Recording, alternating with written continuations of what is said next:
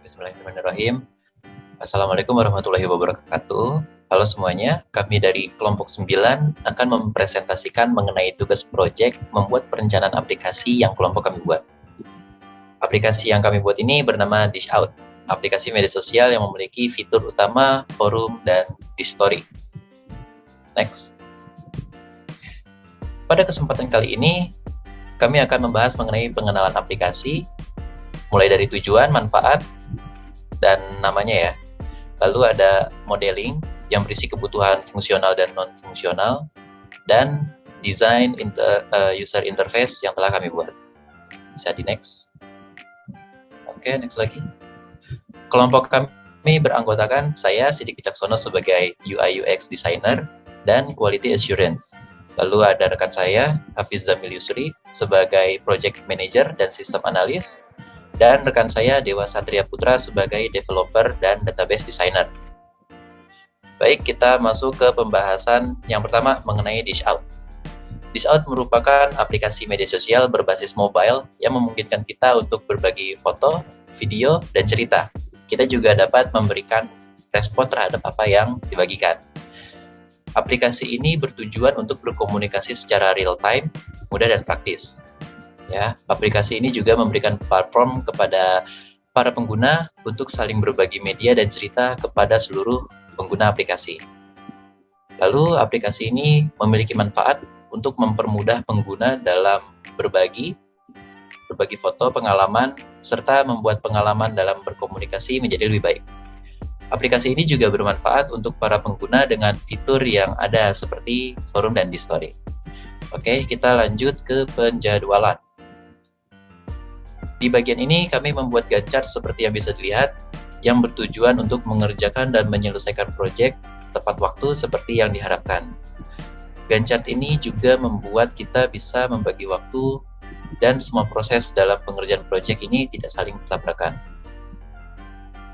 Bisa di next. Yang ketiga ada modeling yang akan dijelaskan oleh rekan saya, Dewa Satria Putra. Oke, yang selanjutnya di dalam modeling ini terdapat kebutuhan fungsional. Kebutuhan fungsional sendiri merupakan fitur-fitur yang terdapat pada aplikasi Dish Out sendiri di sini. Pada aplikasi Dish Out terdapat fitur login atau register, mengikuti dan mengikut, chatting, Distory, membuat atau dan mengikuti forum, media sharing, voice atau video call, profile, dan customer service.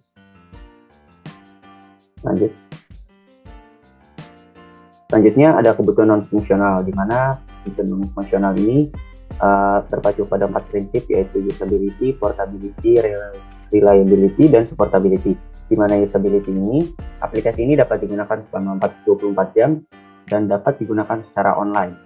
Untuk portability, aplikasi ini memiliki RAM minimum 512 MB, storage minimum 300 MB, dan size dari aplikasi sebesar 50 MB. Untuk reliability ini, kita dapat menggunakan PIN ataupun two-factor authentication dalam menggunakan aplikasi ini. Dan untuk supportability ini, aplikasi ini akan diusahakan minim dengan bug, serta mendapatkan dukungan dari customer service dan dapat dengan mudah digunakan oleh kalangan apapun. Nah, di sini ada use case diagram dan use case description. Di sini terdapat 15 use case dan terdapat juga 15 use case description. Use case sendiri merupakan komponen gambaran fungsional dalam sebuah sistem. Jadi ini akan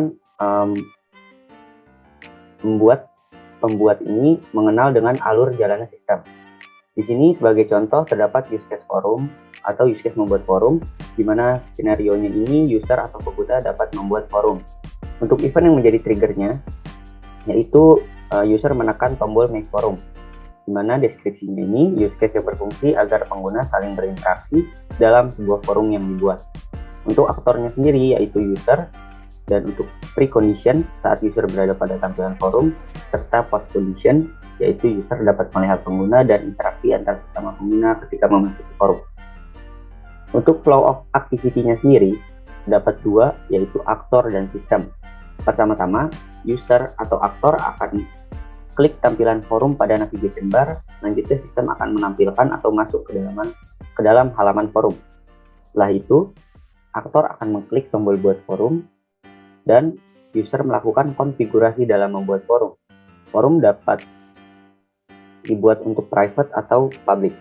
Selanjutnya, sistem akan masuk ke halaman konfigurasi forum. Setelah itu, user atau aktor dapat mengklik tombol tampilkan forum dan sistem akan menambahkan data pada database. Lanjut.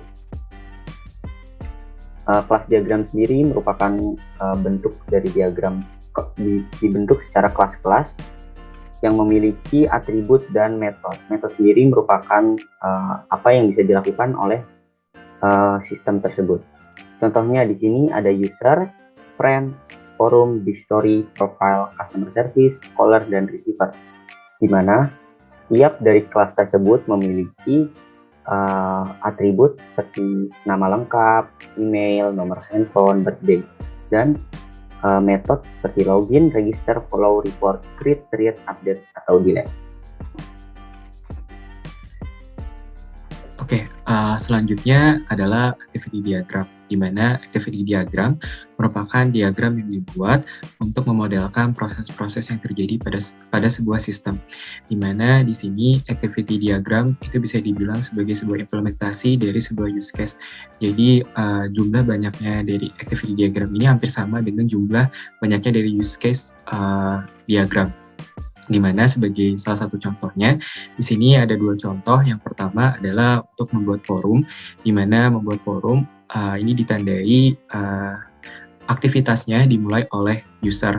Nah, selanjutnya untuk rounded rectangle itu ditandai atau bermakna sebagai aktivitas yang dilakukan oleh para aktor yang ada di sebuah sistem. Nah, di sini ketika user mengklik tombol forum pada navigasi bar lalu sampai ke pengguna membuat forum, nantinya akan ada sebuah seperti percabangan, di mana percabangan ini sistem ini akan memberikan hasil sesuai dengan apa yang dipilih oleh user.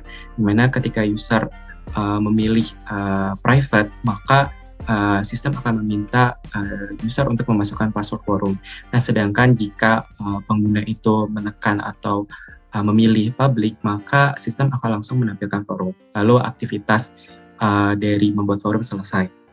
Nah, selanjutnya ada pada login. Nah, pertama aktivitas ini dimulai oleh user dengan mengklik tombol login, lalu sistem menampilkan halaman login. Selanjutnya, sistem meminta user untuk memasukkan username dan password, lalu user mengklik tombol submit. Nah, selanjutnya sistem akan melakukan verifikasi apakah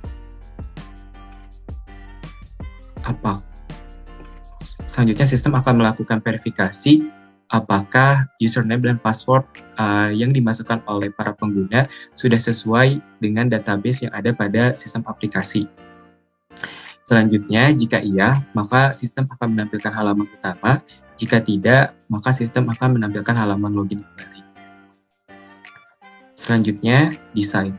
Di mana desain ini ada pada desain user interface. Nah, pertama kali ketika pengguna baru saja menginstal aplikasi Disout, maka akan muncul tampilan yang paling kiri, di mana nantinya user diminta untuk login atau register. Selanjutnya ada tampilan register, terus juga ada tampilan dari home, di mana di tampilan home ini terdapat fitur ataupun tombol make a forum, di mana di sini nantinya akan muncul tampilan untuk membuat forum. Selanjutnya ada tampilan profile, di mana untuk menampilkan tampilan profile ini cukup mengklik di bagian navbar yang berbentuk seperti profile. Selanjutnya ada chat room, terus juga ada chat room.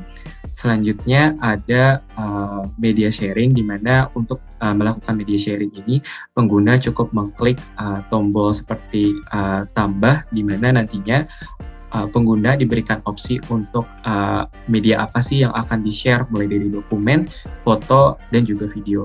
Selanjutnya ini adalah yang paling kanan, adalah ketika kondisi di mana pengguna atau user itu mengetikkan sebuah pesan.